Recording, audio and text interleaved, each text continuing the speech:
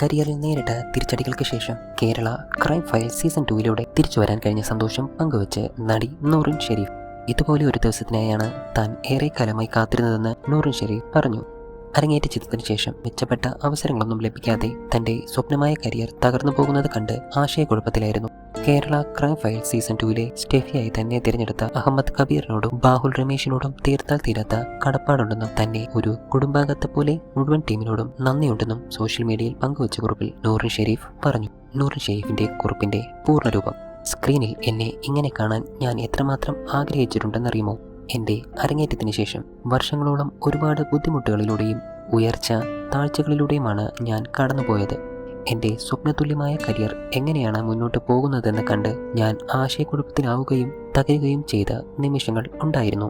ഇതുപോലെ ഒരു ദിവസത്തിനായി ഇത്തരമൊരു നിമിഷത്തിന് വേണ്ടി ഞാൻ എന്നെന്നും ആഗ്രഹിച്ചുകൊണ്ടേയിരുന്നു.